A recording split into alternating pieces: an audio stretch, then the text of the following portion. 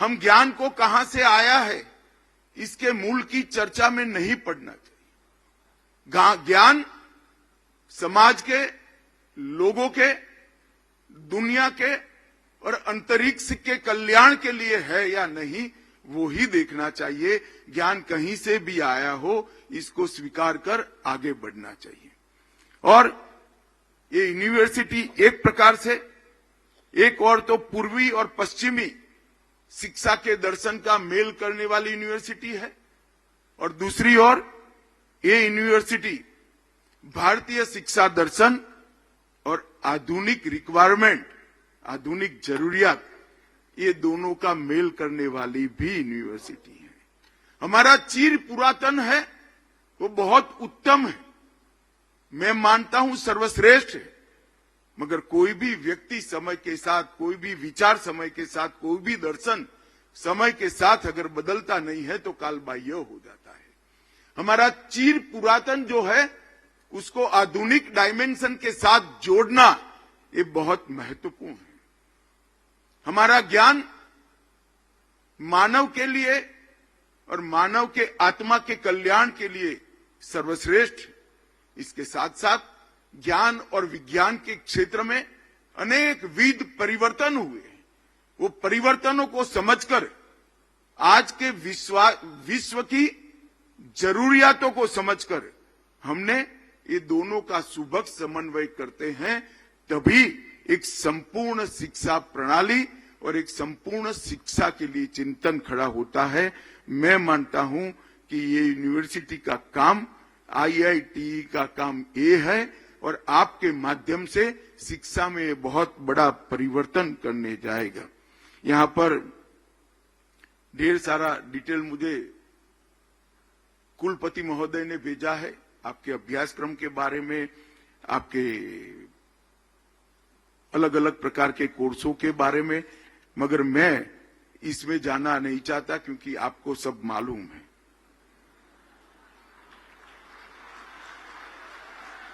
मैं मानता हूं कभी कभार ही,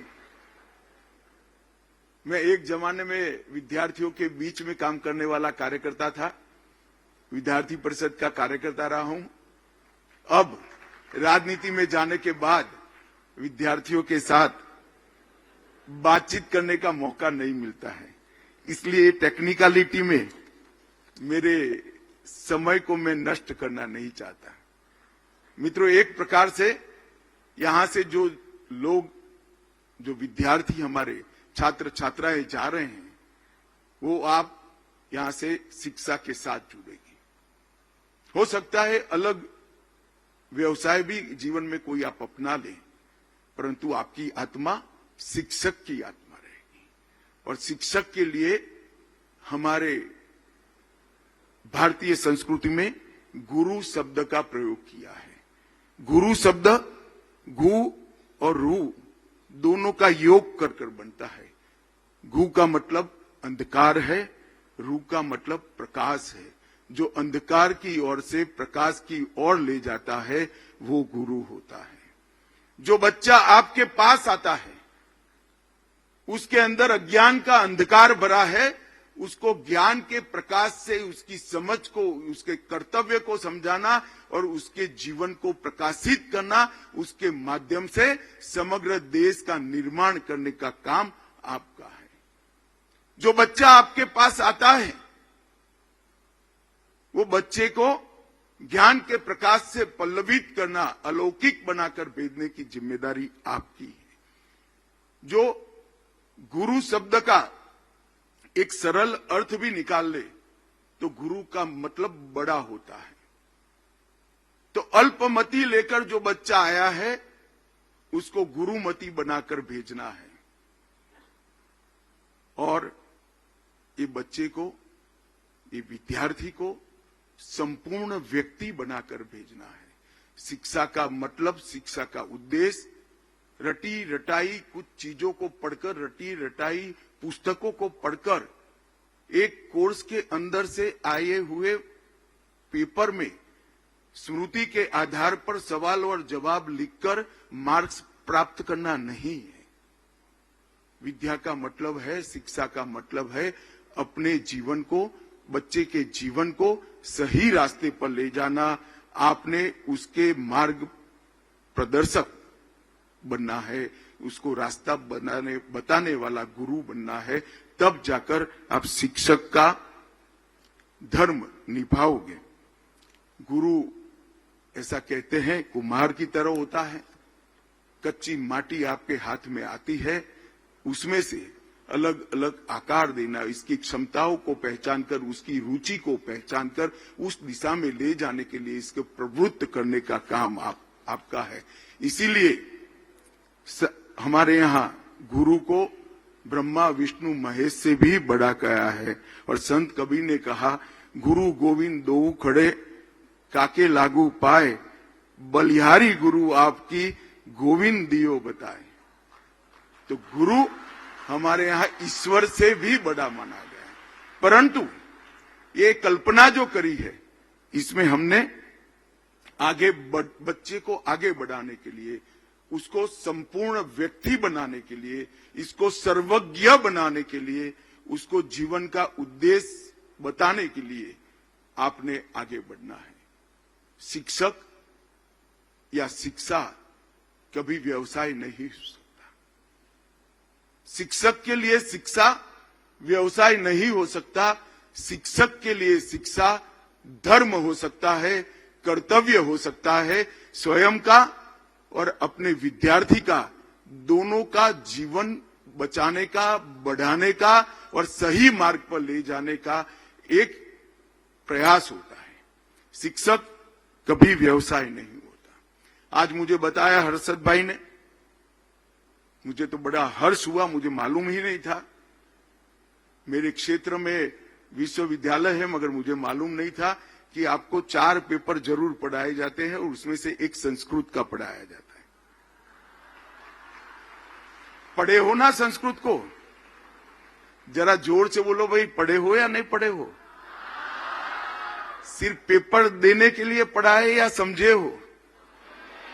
तो मेरा आप सबसे आग्रह है कि संस्कृत का जो ज्ञान यहां से भले थोड़ा बहुत जानकारी, प्राथमिक जानकारी मिली होगी, अपने जीवन में इसको उत्तरोत्तर वृद्धि ही करना। मैं मेरे जीवन का अनुभव बताता हूं।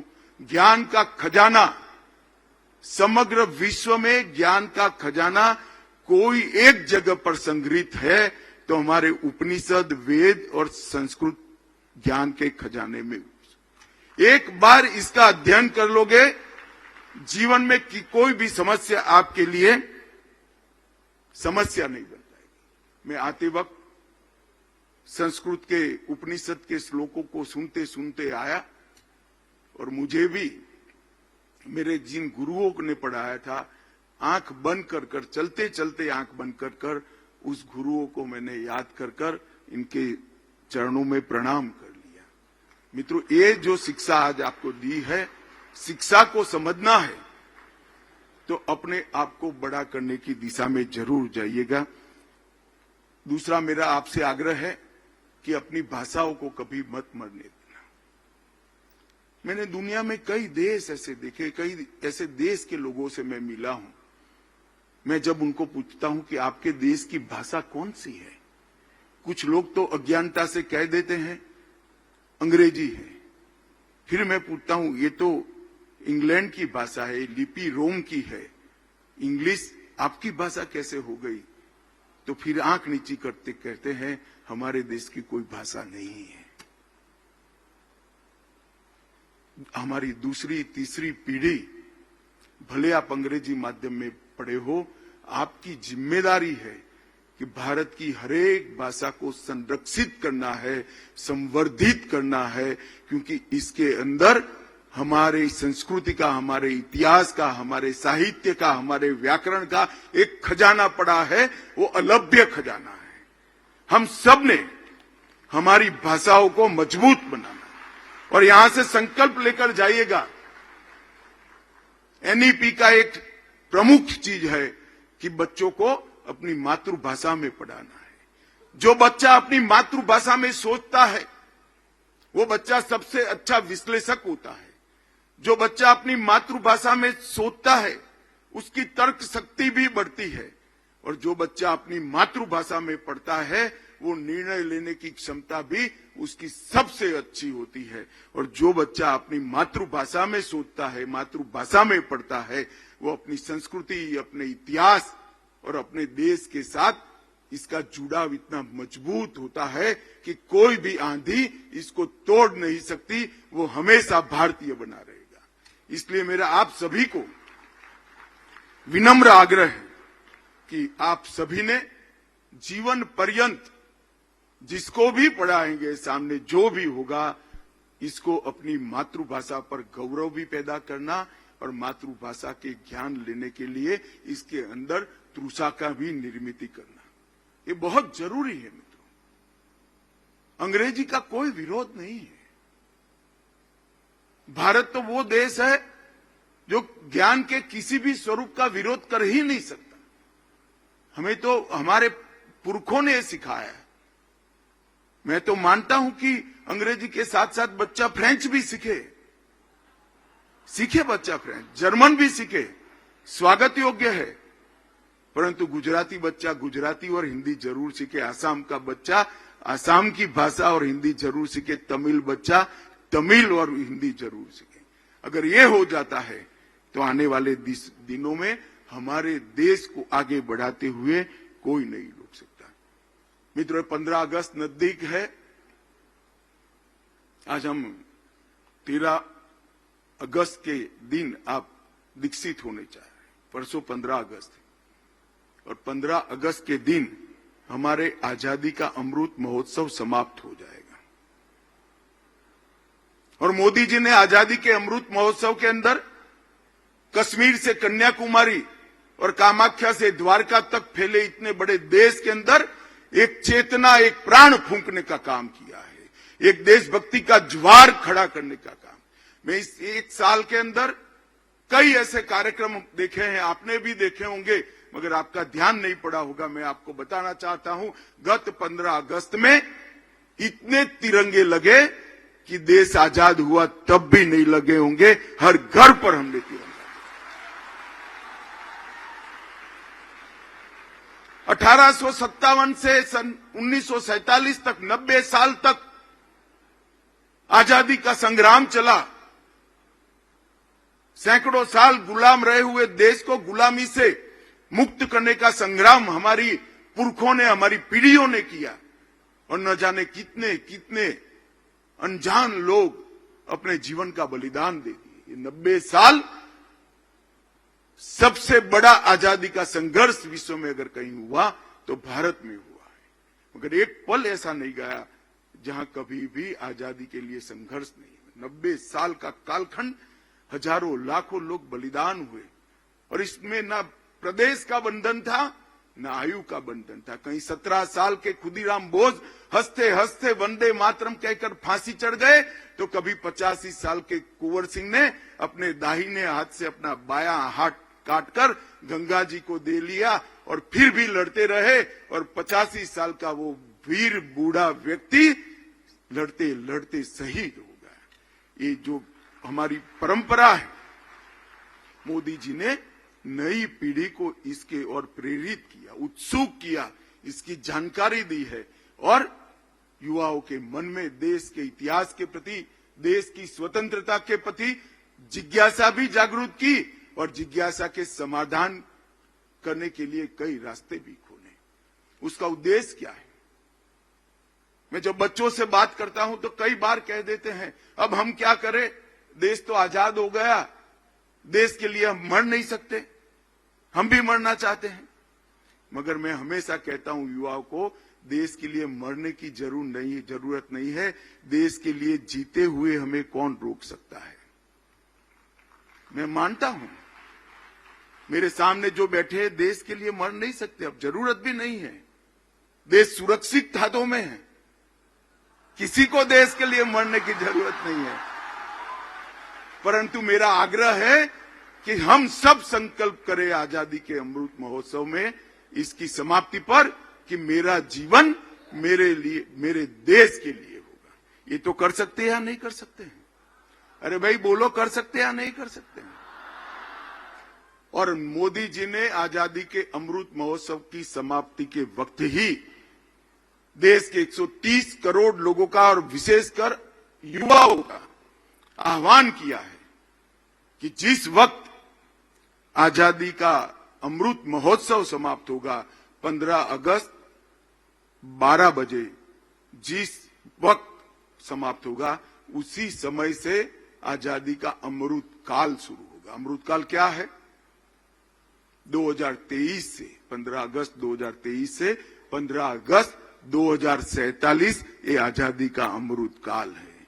मोदी जी ने हमारे सामने एक संकल्पना रखी है कि 25 साल में 130 करोड़ भारतीयों के एक लक्ष्य और समान पुरुषार्थ से 130 करोड़ भारतीयों के पुरुषार्थ से हम ऐसे भारत को भारत देश बनाएंगे जो हर क्षेत्र के अंदर विश्व में सर्वप्रथम होगा। हर क्षेत्र के अंदर अगर अर्थतंत्र कोई देखा गया तो हम सर्वप्रथम होंगे, रक्षा की बात में सर्वप्रथम होंगे, शिक्षा की बात में सर्वप्रथम होंगे, R&D में सर्वप्रथम होंगे, इंफ्रास्ट्रक्चर में सर्वप्रथम होंगे, हेल्थ के क्षेत्र में सर्वप्रथम होंगे। तो 25 साल भारतीय नागरिकों के संकल्प लेने का समय है और ये 25 साल का पुरुषार्थ संकल्प को सिद्धि में परिवर्तित करने का काम है। छोटे छोटे संकल्प मेरे सामने सारे विद्यार्थी बैठे, मैं कहना चाहता हूं आप आज से शायद तय कर लो, एक संकल्प ले लो कि मेरा बाकी का जीवन मेरी भोजन की थाली में मैं जरा भी अन्न जूठा नहीं छोड़ूंगा या छोड़ूंगी। मेरे बाकी का जीवन कमरे के बाहर निकलने से पहले लाइट स्विच ऑफ कर ही जाएंगे। बाकी का जीवन कभी भी ट्रैफिक के नियमों का उल्लंघन नहीं करेंगे। बाकी का जीवन किसी भी प्रकार के टैक्स की चोरी नहीं करेंगे। छोटे छोटे संकल्प। अगर देश के 130 करोड़ लोग आपको जो ठीक लगे एक छोटा संकल्प ले लीजिए। मैं बताता हूं 130 करोड़ लोग एक कदम आगे चलते हैं तो देश 130 करोड़ कदम आगे चलता है। और 130 करोड़ लोगों के संकल्प वही भारत को महान बनाएंगे। मोदी जी ने जो नींव डाली है वो नींव मोदी जी के साथ जो काम कर रहे हैं और मोदी जी के जीवन में काम में नहीं आने वाली। महान भारत की जब रचना होगी मंच में ऊपर जो बैठे हैं शायद हम में से कोई नहीं होगा। कौन होगा? आप होंगे, आप होंगे। और महान भारत की रचना इस देश के युवाओं और किशोरों के लिए है। और महान भारत की रचना करने वाले बच्चों को और युवाओं को तैयार करने का काम आपका है। इसलिए मैं कहता हूं कि आप ऐसे समय पर यहां से शिक्षक बनकर जा रहे हैं, ऐसे समय पर यहां से गुरु बनकर जा रहे हैं कि आपके सामने जो बच्चे आएंगे वो महान भारत का निर्माण करेंगे। आपके सामने जो बच्चे आएंगे विश्व में भारत को सर्वश्रेष्ठ बनाएंगे। इसलिए आज आपको यहां से ये संकल्प लेकर जाना है। मित्रों, आजकल गूगल, आर्टिफिशियल इंटेलिजेंस, इसके माध्यम से सब कुछ मिलता है या नहीं मिलता है? बताओ भाई, सचमुच सब कुछ मिलता है ना? मगर इसके अलावे भी कुछ है। अगर अच्छे नागरिक बनाना है तो इसके साथ इसको विचार देना पड़ेगा। बच्चे को मानवता समझानी पड़ेगी, देशभक्ति समझानी पड़ेगी, देश का इतिहास भी समझाना पड़ेगा। आपका काम ये भी है। वरना थोड़ा पढ़ लिख जाएगा बच्चा, गूगल पर ही सारा पढ़ लेगा। आप लोगों ने उसको एक अच्छा नागरिक बनाने के लिए आगे बढ़ना है। मुझे लगता है कि आज यहां पर जो विद्यार्थी यहां से शिक्षक बनकर जा रहे हैं, दीक्षांत होकर जा रहे हैं, आप सभी नई शिक्षा नीति की अवधारणा को सफल करने में अपना पूरा समय लगाएंगे। बच्चे को अच्छे नागरिक बनाने के लिए, कर्तव्य पथ पर चलने के लिए प्रेरित करेंगे और इसके माध्यम से आपका तो भला होगा ही होगा, विद्यार्थी का भला होगा ही होगा, मगर इसके साथ हम एक अच्छे देश का भी निर्माण कर पाएंगे। मैं फिर से एक बार आज से जो लोग दीक्षित होकर जा रहे हैं, वो सभी को मन से आपके उज्जवल भविष्य के लिए बहुत बहुत शुभकामनाएं देता हूं। ईश्वर आपके जीवन में सभी शुभ करे, सभी मंगल करे और आपके हाथ जो विद्यार्थी तैयार हो वो श्रेष्ठ भारत का निर्माण करे। यही ईश्वर के प्रभु चरणों में, सर्वशक्तिमान के चरणों में मेरी